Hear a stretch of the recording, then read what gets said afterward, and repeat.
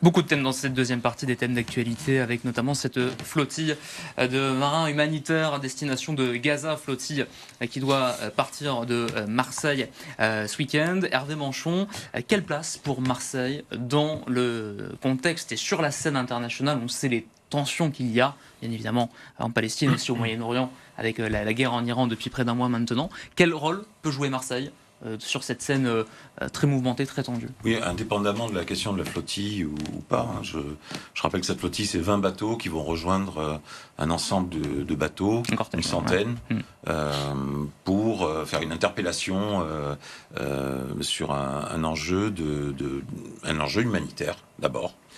Et l'histoire de Marseille, elle s'est construite avec le large. Elle s'est construite avec l'ensemble de nos voisins méditerranéens.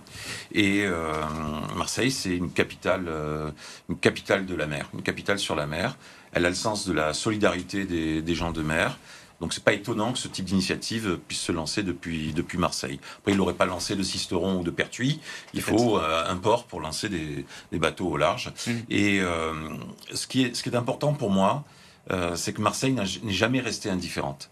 Marseille, ça n'est pas la ville de l'indifférence. Le contraire de l'amour, c'est pas la haine, c'est l'indifférence. Et Marseille a toujours été très sensible aux malheurs du monde, et elle a toujours soutenu, que ce soit en Ukraine, en Palestine, ou le 7 octobre, avec l'attentat terroriste du 7 octobre, elle a toujours soutenu les souffrances du bassin méditerranéen. Vous y voyez là une cohérence avec le résultat des élections ?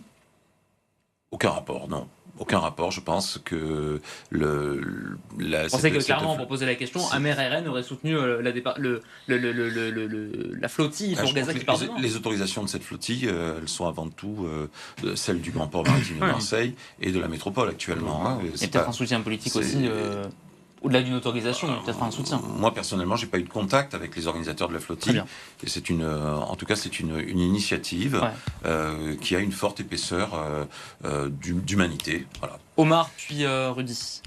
Sur cette flottille pour Gaza, la place de Marseille, le rôle que joue Marseille. Je valide à 2000% ce qu'a dit Hervé. Moi, il y a un truc qui m'interpelle, c'est que maintenant, Free Gaza, c'est devenu une insulte. Free, ça veut dire paix. Liberté. Donc il y a quoi de méchant quand je vois maintenant que quand on voit un Free Gaza, on s'empresse d'aller l'effacer, voilà. Moi j'ai accueilli des enfants ukrainiens quand il y a eu les bombardements en Ukraine. On les a accueillis, on a chialé comme des gosses quand ils sont partis, je l'ai déjà dit dans ce plateau. J'ai un enfant palestinien qui joue dans mon club, il est bien, il a été intégré. Et je vais vous dire une anecdote qui est quand même... le papa, quand on a fait le goûter de Noël, c'est quelqu'un qui est arrivé à Marseille, il n'avait rien. Voilà, il habite vers la Joliette, il n'avait rien, donc il y a une solidarité, parce que les Marseillais sont très généreux, et les Marseillais de toute confession, hein, voilà. Et ce que je veux dire par là, c'est que lui, avec les malheurs qu'il avait, quand j'ai demandé aux parents pour le goûter de Noël d'amener un cake, le truc classique, il est venu avec un sac rempli de friandises, de bonbons, et ça m'a ému.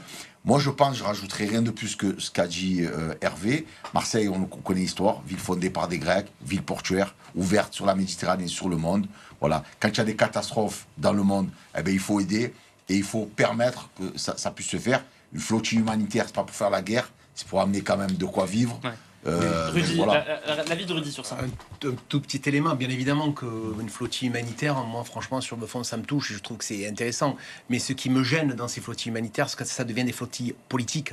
Et en fait, quand on voit qu'il y a des gens qui s'embarquent sur ces bateaux et qui font des Insta et des réseaux sociaux toutes les 10 minutes pour montrer qu'ils sont là, et puis ensuite qui descendent du bateau avant d'arriver à destination, moi je me dis que c'est la récupération politique abjecte, et c'est tout ce qu'on déteste en fait là-dedans. Moi qui ai de l'humanitaire, j'en suis ravi, et que ce soit Marseille, que ça parte de Marseille, j'en suis encore plus ravi parce que j'habite Marseille. Et donc on peut même en être fier. Mais par contre, un engagement humanitaire peut pas être politique. Mais forcément un signal politique. Mais quand il est trop politique, il est abject. Quand j'ai vu moi, on a vu, il y a pas très longtemps, on a parlé d'une personne hier qui était dans les locaux de la police judiciaire parisienne, qui a fait cette flottille humanitaire et qui se prenait en photo toutes les 10 minutes et qui faisait des instas toutes les 8 minutes. Donc ça c'est absolument insupportable. Et je pense que ça discrédite du coup cette flottille là. C'est la seule chose que je vais retenir là-dedans. Mohamed Benmeto. Ça montre que Marseille, c'est la capitale de la cosmopolitanie. On vit tous ensemble. Moi qui habite dans le quartier de Saint-Just, on cohabite très bien avec la communauté juive. Ça se passe très très très bien.